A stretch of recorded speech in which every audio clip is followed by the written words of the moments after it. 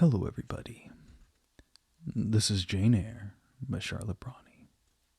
Volume 2, Chapter 24. As I rose and dressed, I thought over what had happened and wondered if it were a dream.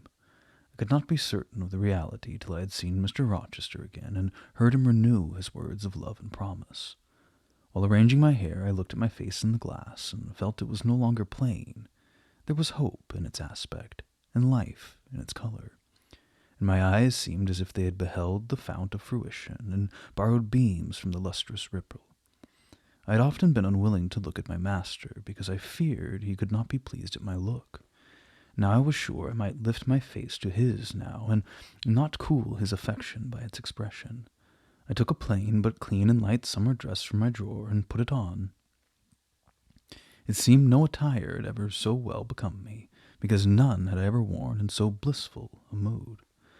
I was not surprised when I ran down into the hall to see that a brilliant June morning had succeeded to the tempest of the night, and to feel, through the open glass door, the breathing of a fresh and fragrant breeze. Nature must be gladsome when I was so happy. A beggar woman and her little boy, pale, ragged objects both, were coming up the walk, and I ran down and gave them all the money I happened to have in my purse, some 3 or 4 shillings. Good or bad, they must partake of my jubilee. The rooks cawed and blither birds sang, but nothing was so merry or so musical as my own rejoicing heart. Mrs. Fairfax surprised me by looking out of the window with a sad countenance and saying gravely, "Miss Eyre, will you come to breakfast?" During the meal she was quiet and cool, but I could not undeceive her then. I must wait for my master to give explanations, and so must she. I ate what I could, and then I hastened upstairs. I met Adele leaving the schoolroom. "Where are you going? It's time for lessons." "Mr. Rochester sent me away to the nursery." "Where is he?" "In there," pointing to the apartment she had left, and I went in, and there he stood. "Come and bid me good morning," said he. I gladly advanced, and it was not merely a cold word now, or even a shake of the hand that I received, but an embrace and a kiss. It seemed natural, and seemed genial, and so well loved, so caressed by him. "Jane, you look blooming and smiling and pretty," said he. "Truly pretty this morning. Is this my pale little elf? Is this my mustard seed? This little sunny-faced girl with a dimpled cheek and rosy lips, the satin-smooth hazel hair and the radiant hazel eyes? Oh, I had green eyes, reader, but you must excuse the mistake. For him they were new-dyed, I suppose. It is Jane Eyre, sir. Soon to be Jane Rochester," he added. "In 4 weeks, Janet, not a day more. Do you hear that?" I did, and I couldn't quite comprehend it. It made me giddy. The feeling the announcement sent through me was something stronger than was consistent with joy, something that smote and stunned. It was, I think, almost fear. "You blushed, and now you're white, Jane. What's that for?" "Because you gave me a new name, Jane Rochester. Oh, it seems so strange." "Yes, Mrs. Rochester," said he, "young Mrs. Rochester, Fairfax Rochester's girl bride." "It can never be, sir. It doesn't sound likely. Human beings never enjoy complete happiness in this world. I was not born for a different destiny to the rest of my species.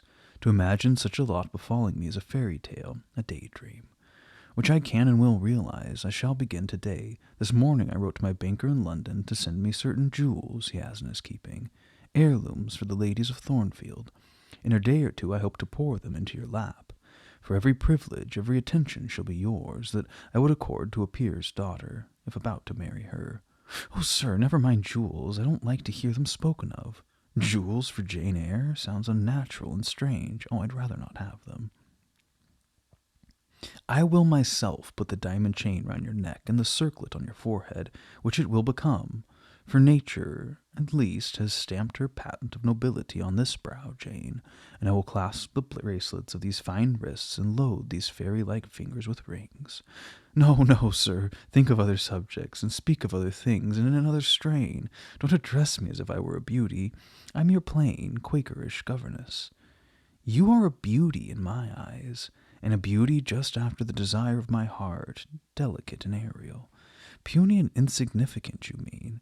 You're dreaming, sir, or you're sneering. For God's sake, don't be ironical.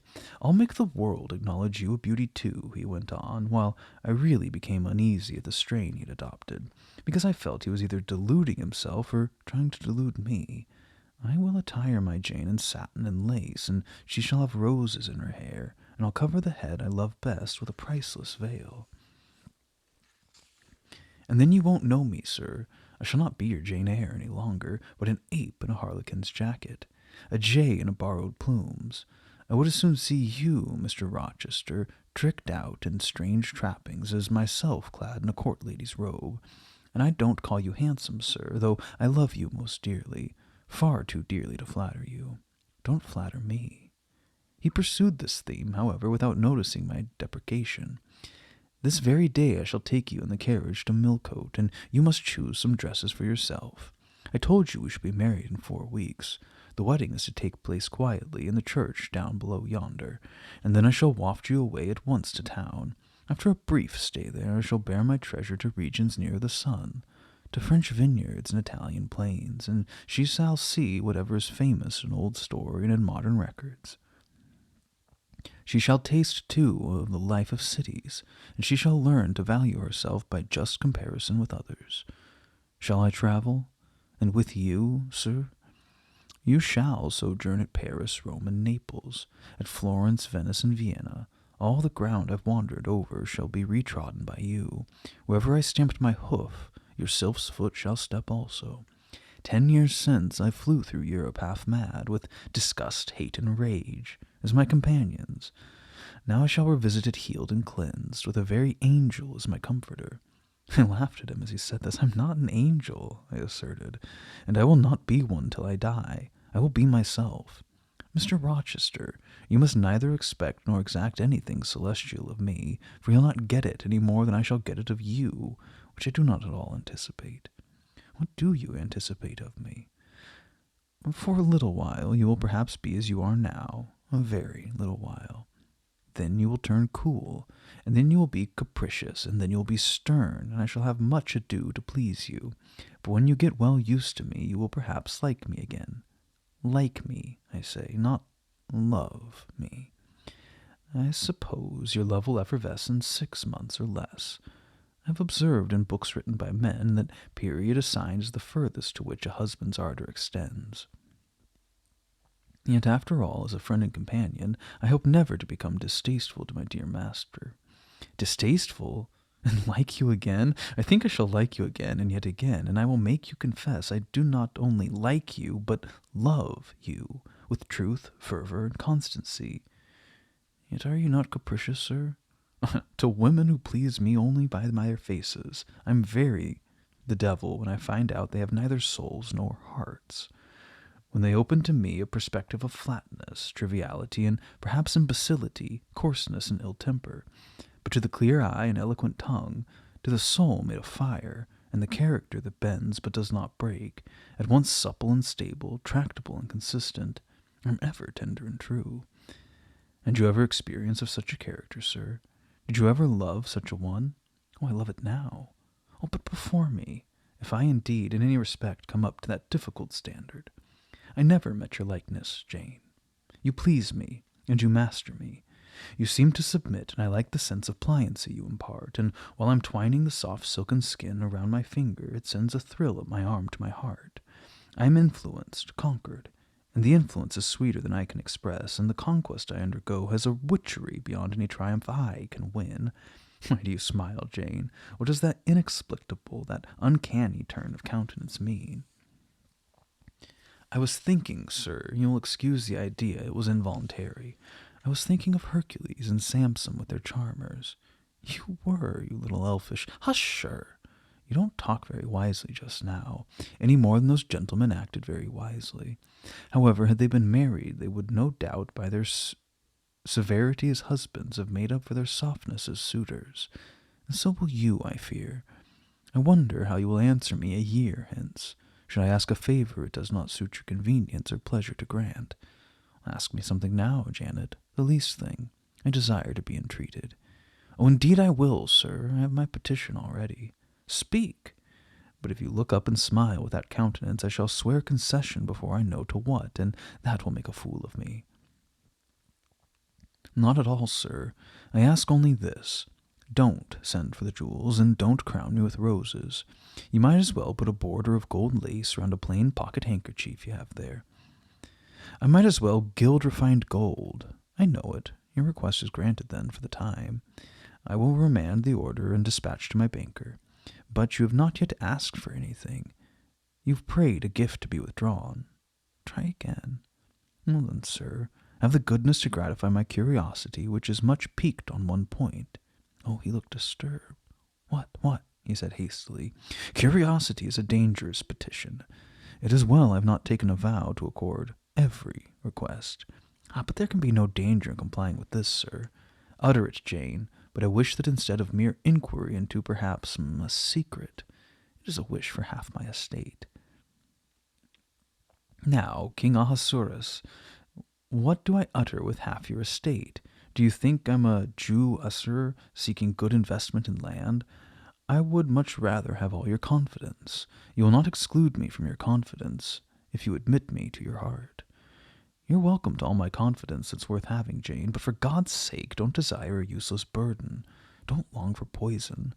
Don't turn out a downright Eve on my hands. Why not, sir? You've just been telling me how much you like to be conquered, and how pleasant over-persuasion is to you. Don't you think I'd better take advantage of that confession, and begin and coax and entreat, even cry and be sulky if necessary, for the sake of a mere essay of my power? I dare you to any such experiment. Encroach, presume, and the game is up. Is it, sir? You soon give in. How stern you look now. Your eyebrows have become as thick as my finger, and your forehead resembles what, in some very astonishing poetry I once saw styled, a blue-piled thunderloft. That will be your married look, sir, I suppose. If that will be your married look, I, as a Christian, will soon give up the notion of consorting with a mere sprite or salamander. But what had you to ask, thing? Out with it. There, you're less than civil now, and I like rudeness a great deal better than flattery. I'd rather be a thing than an angel. This is what I have to ask. Why'd you take such pains to make me believe you wished to marry Miss Ingram? That's it? Oh, thank God it's no worse. And now he unknit his black brows, looked down smiling at me, and stroked my hair, as if well pleased at seeing a danger averted. I think I may confess, he continued, even although I should make you a little indignant, Jane, I have seen what a fire spirit you can be when you are indignant. You glowed in the cool midnight last night, when I mutinied against fate and claimed your rank as my equal. Janet, by the by, it was you who made me the offer. Of course I did. But to the point, if you please, sir, Miss Ingram. Well, I feigned courtship of Miss Ingram because I wished to render you as madly in love with me as I was with you, and I knew jealousy would be the best ally I could call forth in the furtherance of that end. Excellent. Now you are small, not one whit bigger than the end of my little finger. It was a burning shame and a scandalous disgrace to act in that way. Did you think nothing of Miss Ingram's feelings, sir? Her feelings are concentrated in one, pride, and that needs humbling. Were you jealous, Jane? Never mind, Mr. Rochester. It is in no way interesting to you to know that. Answer me truly once more. Do you think Miss Ingram will not suffer from your dishonest conquest? Coquetry. Won't she feel forsaken and deserted? Impossible! When I told you how she, on the contrary, deserted me, the idea of my insolvency cooled, or rather extinguished, her flame in a moment. You have a curious, designing mind, Mr. Rochester. I'm afraid your principles on some points are eccentric. My principles were never trained, Jane. They may have grown a little awry for want of attention. Once again, seriously, may I enjoy the great good that has been vouchsafed to me without fearing that anyone else is suffering the bitter pain I myself felt a while ago? That you may, my good little girl. There is not another being in the world that has the same pure love for me as yourself, for I lay that pleasant unction to my soul, Jane, a belief in your affection. I turned my lips to the hand that lay on my shoulder. I loved him very much. more than I could trust myself to say, more than words had power to express. I ask something more, he said presently. It's my delight to be entreated and to yield. I was again ready with my request. Communicate your intentions to Mrs. Fairfax, sir. She saw me with you last night in the hall, and she was shocked. Give her some explanation before I see her again. It pains me to be misjudged by so good a woman. Go to your room and put on your bonnet, he replied. I mean you to accompany me to Millcote this morning, and while you prepare for the drive, I will enlighten the old lady's understanding. Did she think, Janet, you had given the world for love and considered it well lost? I believe she thought I had forgotten my station, and yours, sir. Station, station, your station is my heart, and on the necks of those who would insult you, now or hereafter. Go. I was soon dressed, and when I heard Mr. Rochester quit Miss Fairfax's parlor, I hurried down to it. The old lady had been reading her morning portion of Scripture, the lesson for the day. Her Bible lay open before her, and her spectacles were upon it. Her occupation, suspended by Mr. Rochester's announcement, seemed now forgotten. Her eyes, fixed on the blank wall opposite, expressed the surprise of a quiet mind stirred by unwonted tidings. Seeing me, she roused herself. She made a sort of effort to smile, and framed a few words of congratulations, but the smile expired, and the sentence was abandoned unfinished. She picked up her spectacles, shut the Bible, and pushed her chair back from the table. I feel so astonished, she began. I hardly know what to say to you, Miss Eyre. I've surely not been dreaming, have I? Sometimes I half fall asleep when I'm sitting alone, and fancy things have never happened. It seemed to me more than once, when I had been in a doze, that my dear husband, who died 15 years since, has come in and sat down beside me, and I've even heard him call me by name, Alice, as he used to do. Now, can you tell me whether it's actually true that Mr. Rochester has asked you to marry him? Don't laugh at me, but I really thought he came in here 5 minutes ago and said that in a month he would be his wife. Well, he said the same thing to me, I replied. He has. Do you believe him? Have you accepted him? Yes. She looked at me with bewilderment. I could never have thought it. He's a proud man. All the Rochesters are proud, and his father, at least, liked money. He, too, has always been called careful. And he means to marry you? Well, he tells me so. She surveyed my whole person. In her eyes I read that they had found no charm powerful enough to solve the enigma. It passes me, she continued.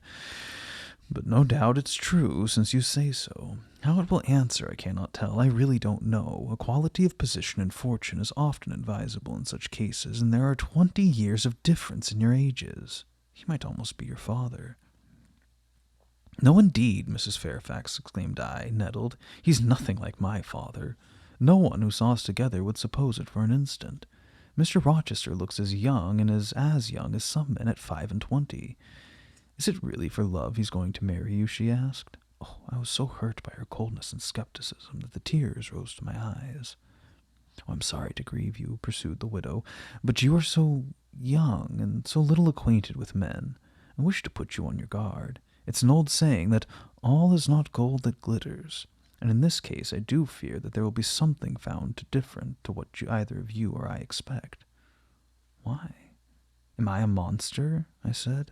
Is it impossible that Mr. Rochester should have a sincere affection for me? No, you are very well, and much improved of late, and Mr. Rochester, I dare say, is fond of you. I've always noticed that you are a sort of pet of his. There are times when, for your sake, I've been a little uneasy at his marked preference, and have wished to put you on your guard. But I did not like to suggest even the possibility of wrong. I knew such an idea would shock, perhaps offend you, and you are so discreet and so thoroughly modest and sensible. I hoped you might be trusted to protect yourself. Last night I cannot tell you what I suffered when I sought all over the house and could find you nowhere, nor the master either. And then at 12 o'clock saw you come in with him. Well, never mind that now, I interrupted impatiently. It's enough that all was right. I hope all will be right in the end, she said, but believe me, you cannot be too careful. Try and keep Mr. Rochester at a distance. Just trust yourself as well as him. Gentlemen in his station are not accustomed to marry their governesses. I was growing truly irritated. Happily Adele ran in. Let me go to Millcote too, she cried. Mr. Rochester won't. There is so much room in the new carriage. Beg him to let me go, mademoiselle. That I will, Adele, and I hastened away with her, glad to quit my gloomy monitress. The carriage was ready. They were bringing it round to the front, and my master was pacing the pavement, Pilot following him backwards and forwards. Adele may accompany us, may she not, sir? I told her no. I'll have no brats. I'll have only you. Do let her go, Mr. Rochester, if you please. It would be better. Not it. She will be a restraint. He was quite peremptory, both in look and voice. The chill of Mrs. Fairfax's warnings and the damp of her doubts were upon me. Something of unsubstantiality and uncertainty had beset my hopes.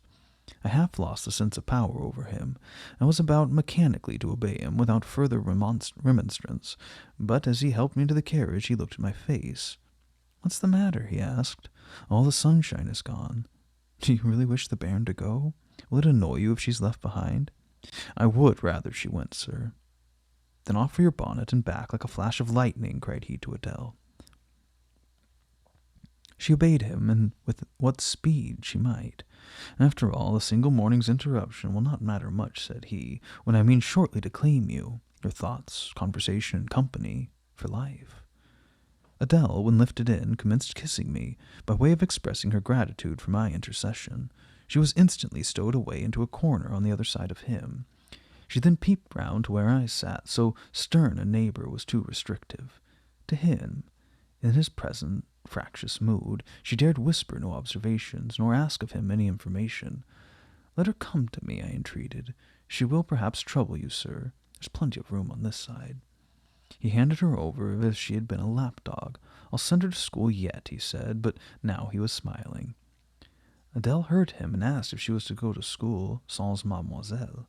"Yes," he replied, "absolutely sans mademoiselle, for I am to take mademoiselle to the moon, and there I shall seek a cave in one of the white valleys among the volcano tops, and mademoiselle shall live with me there, and only me." "Oh, she'll have nothing to eat. You'll starve her," observed Adele. "I shall gather manna for her morning and night. The plains and hillsides in the moon are bleached with manna, Adele. She'll want to warm herself. What will she do for fire? Fires rise out of the lunar mountains. When she's cold, I'll carry her up to a peak and lay her down on the edge of the crater. Oh, qu'elle serait mal, peu confortable. And her clothes, they'll wear out. How can she get new ones?" Mr. Rochester professed to be puzzled. He said. "What would you do, Adele? Cudgel your brains for an expedient. How would a white or a pink cloud answer for a gown, do you think? And one could cut a pretty enough scarf out of a rainbow." "Oh, she's far better as she is," concluded Adele after musing some time. "Besides, she'd get tired of living with only you in the moon. If I were mademoiselle, I would never consent to go with you." "Oh, she has consented. She pledged her word." "But you can't get her there. There's no road to the moon. It's all air. And neither you nor she can fly. Adele, look at that field." We were now outside Thornfield's gates, and bowling lightly along the smooth road to Millcote, where the dust was well laid by the thunderstorm, where the low hedges and lofty timber trees on each side glistened green and rain-freshed. In that field, Adele, I was walking late one evening, about a fortnight since, the evening of the day you helped me to make hay in the orchard meadows, and as I was tired with raking swaths, I sat down to rest me on a stile, and there I took out a little book and a pencil and began to write about a misfortune that befell me long ago, and a wish I had for happy days to come. I was riding away very fast, though daylight was fading from the leaf, when something came up the path and stopped 2 yards off me. I looked at it. It was a little thing with a veil of gossamer on its head. It beckoned it to come near. It stood soon at my knee. I never spoke to it, and it never spoke to me in words, but I read its eyes, and it read mine. And our speechless colloquy was to this effect. It was a fairy, and came from Elfland, it said, and its errand was to make me happy. I must go with it out for the common world, to a lonely place, such as the moon, for instance, and it nodded its head towards her horn, rising over Hay-Hill, and it told me of the alabaster cave and silver vale where we might live. I said I should like to go, but reminded, as you did me, that I had no wings to fly. "Oh," returned the fairy, "that doesn't signify. Here's a talisman, will remove all difficulties." And she held out a pretty gold ring. "Put it," she said, "on the fourth finger of my left hand, and I am yours, and you are mine, and we shall leave earth and make our heaven yonder." She nodded again to the moon. "The ring, Adele, is in my breeches pocket, under the disguise of a sovereign, but I mean soon to change it to a ring again." "What has mademoiselle to do with it? I don't care for the fairy. You said it was mademoiselle you would take to the moon." "Mademoiselle is a fairy," he said, whispering mysteriously. Whereupon I told her not to mind his badinage, and she on her part evinced a fund of genuine French skepticism, denominating Mr. Rochester un vrai menteur, assuring him she made no account whatever of his contes de fées, and that du reste il n'y avait pas de fées, et quand même il y en avait. She was sure they would never appear to him, nor ever give him rings, or offer to live with him in the moon. The hour spent at Millcote was a somewhat harassing one to me. Mr. Rochester obliged me to go to a certain silk warehouse where I was to choose half a dozen dresses. I hated the business. I begged leave to defer it. No, it should be gone through with now. By dint of entreaties expressed in energetic whispers, I reduced the half-dozen to 2. These, however, he vowed he would select himself. With anxiety I watched his eye rove over the gay stores. He fixed on a rich silk of the most brilliant amethyst dye and superb pink satin. I told him in a new series of whispers that he might as well buy me a gold gown and silver bonnet at once. I should certainly never venture to wear this choice. With infinite difficulty, he was stubborn as a stone. I persuaded him to make an exchange in favor of a sober black satin and pearl-gray silk. It might pass for the present, he said, but he would yet see me glittering like a parterre. Glad I was to get him out of the silk warehouse, and then out of the jeweler's shop. The more he bought me, the more my cheek burned with a sense of annoyance and degradation. As we re-entered the carriage and I sat back feverish and fagged, I remembered what, in the hurry of events, dark and bright, I had wholly forgotten. The letter of my uncle, John Eyre, to Mrs. Reed, his intention to adopt me and make his legatry. It would indeed be a relief, I thought, if I had ever so small an independency. I never can bear being dressed like a doll by Mr. Rochester, or sitting like a second Danae with a golden shower following me daily round. I'll write to Madeira the moment I get home, and tell my Uncle John I'm going to be married, and to whom. If I had but a prospect of one day bringing Mr. Rochester an accession of fortune, I could better endure to be kept by him now.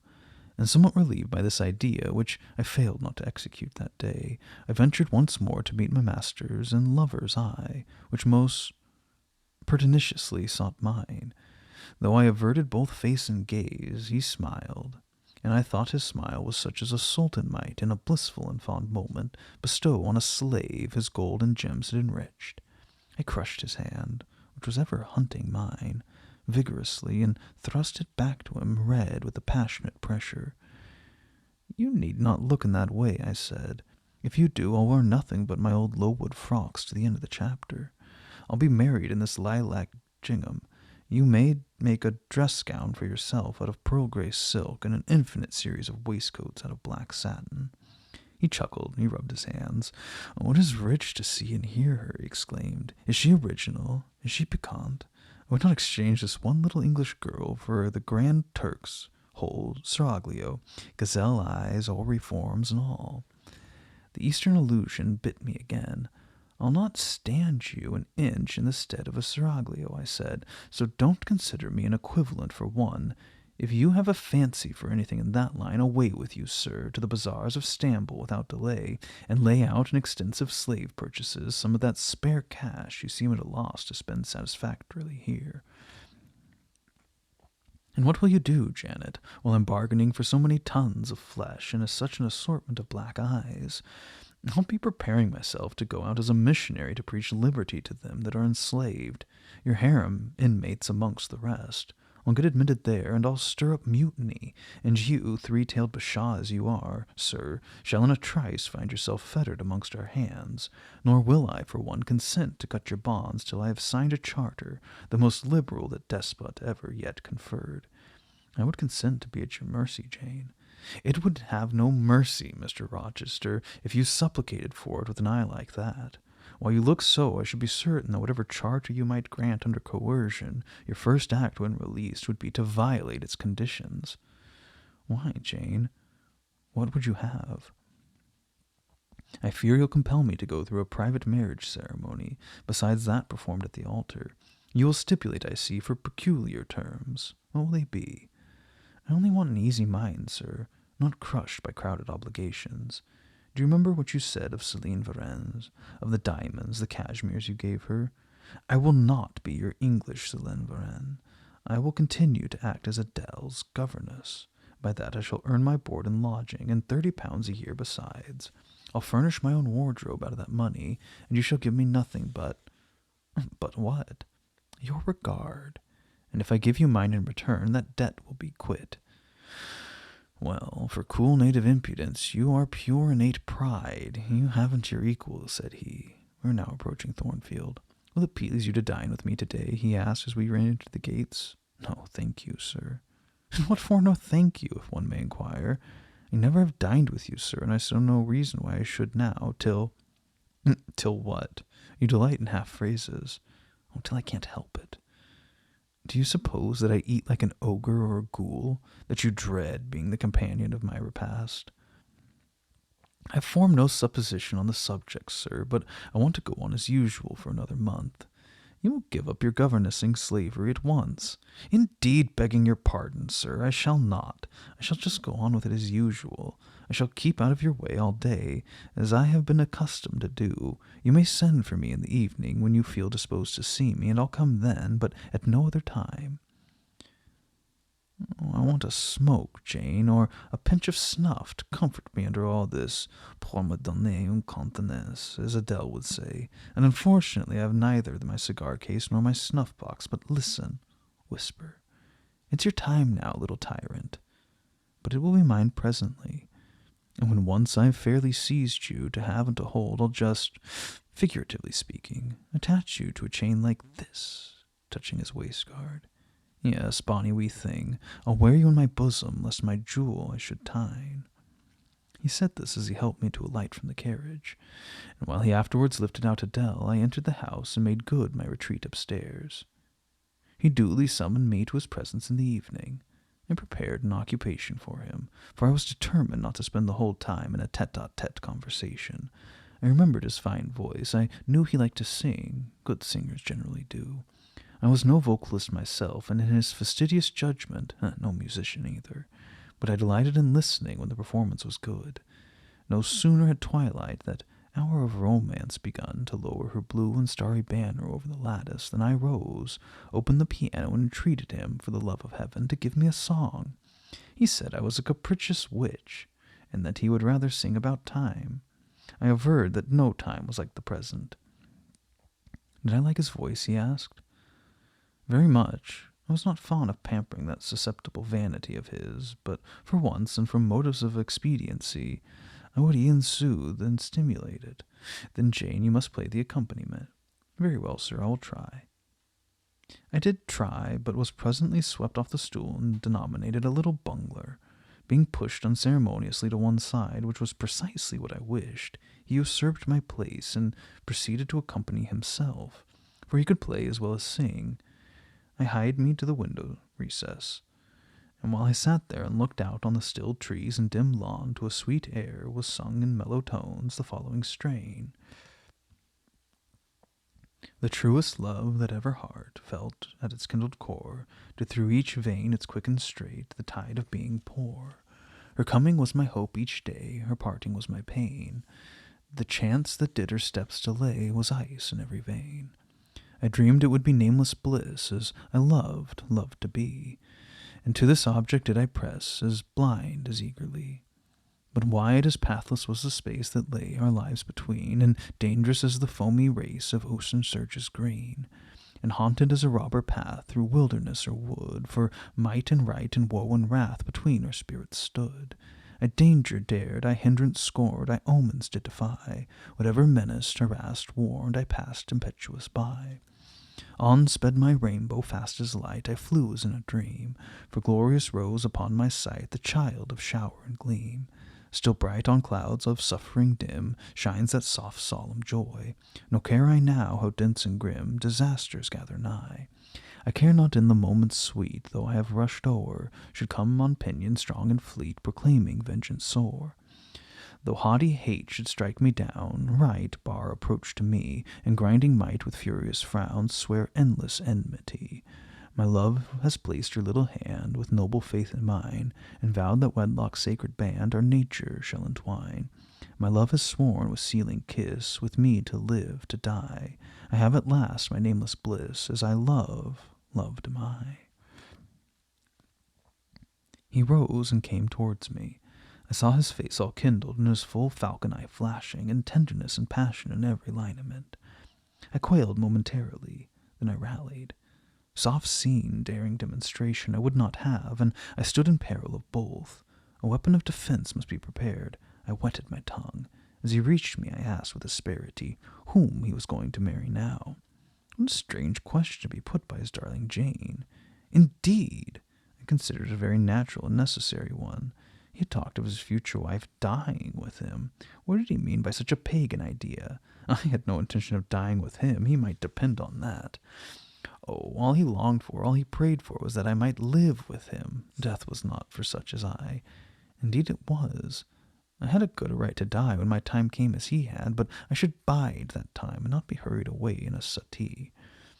Would I forgive him for the selfish idea and prove my pardon by a reconciling kiss? No, I'd rather be excused.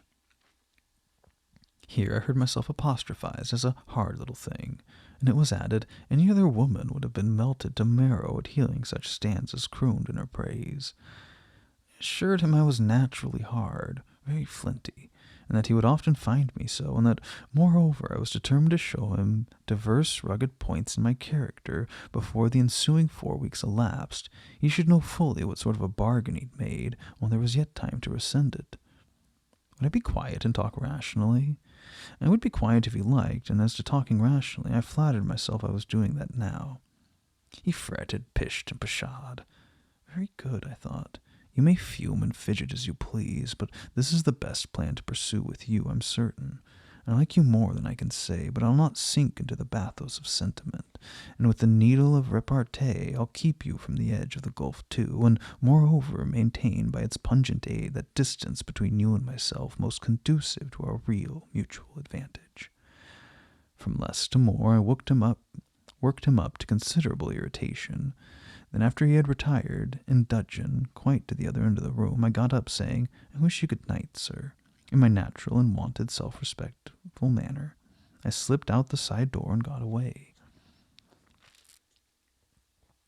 The system thus entered on I pursued during the whole season of probation, and with the best success. He was kept, to be sure, rather cross and crusty, but on the whole I could see he was excellently entertained, and that a lamb-like submission and turtle-dove sensibility, while fostering his despotism more, would have pleased his judgment, satisfied his common sense, and even suited his taste less.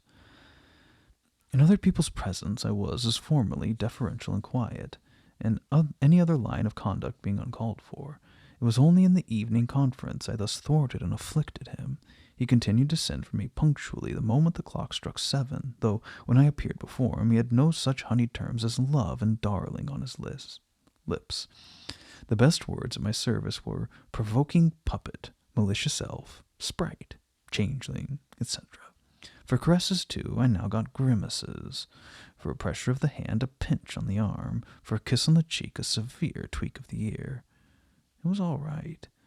At present, I decidedly preferred these fierce favors to anything more tender. Mrs. Fairfax, I saw, approved me. Her anxiety on my account vanished. Therefore, I was certain I did well.